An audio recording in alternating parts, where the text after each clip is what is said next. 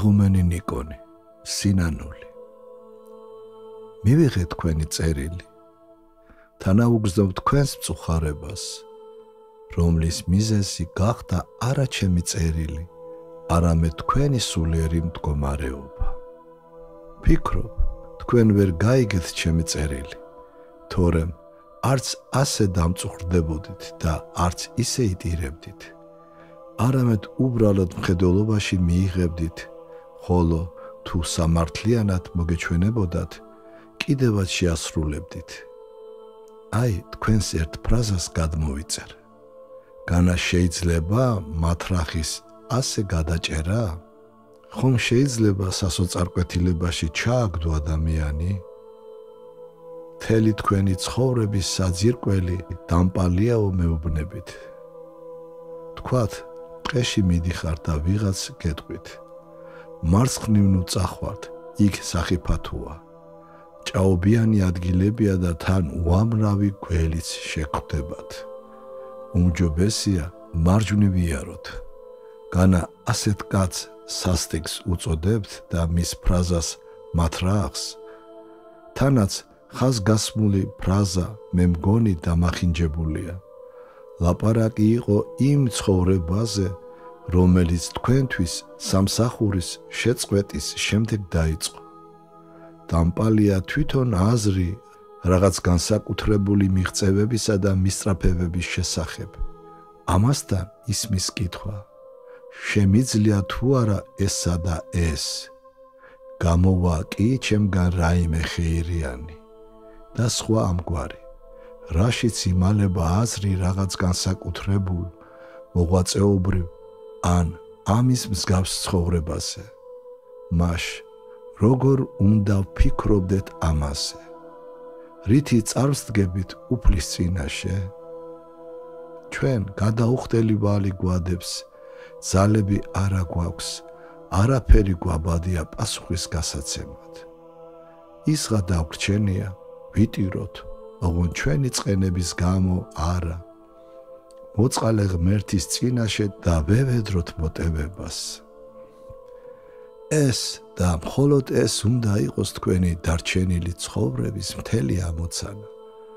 უფალი გაძლევთ საამისოდ თავისუფალ დროს, გათავისუფლებთ წარმავალზე ზრუნვისაგან. რამდენადაც ძალგიცთ, ეცადეთ, რომ თქვენი ცხოვრება სინანულად აქციოთ. ლოცულობთ, რაიმე სიკეთესაკეთებ თუ სადმე მიდიხართ, ეცადეთ, რომ ყველაფერი ასე შეასრულოთ. როგორც ცოდვილმა უხმარმა ყველაზე უკანასკნელმა მხევალმა. თუ საიდანმე მწუხარებები მოვა, სულიერი იქნება ეს თუ ხორციელი, უთხარით საკუთარ თავს. სამართლიანად მომეგება ჩემი ცოდვებისათვის. გაცილებით მეც სასჯელს ვიმსახურებ. მადლობას გწირა უფალო, რომ მოწყალეთ მსჯი ჩემი ცოდვების აღსახოცად. აი, ეს საძირკველი, ეს გზაა სწორი. თუ ყველაფერი სინანულით არ იქნება განსჭვალული, ყველაფერი დამპალია, ყველაფერი უსარგებლოა და მიზნამდე კი არ მიგვიყვანს, არამედ განგვაშორებს მას. მიზანი კი არის ყველა ცოდვის მიტევების მიღმა და სიკვდილის შემდეგ ქრისტეს ჯვრის მიერ ღვთის სასუფევლის დამკვიდრება. ამას გისურვებთ მთელი გულით თქვენს და საკუთარ თავსაც. ყოველივე უჯეროსთვის, იქნება ეს აზრი, გრძნობა, სიტყვა, გამოხედვა და სხვა, დაუყოვნებლივ მთელი გულით შეგღაღადეთ უფალს და სთხოვეთ შენდობა და საკმარისია. მეტი ჩხრეკას ნუ არ დაიწყებთ. ნუ არჩევთ ასეთი და ისეთი ვარო.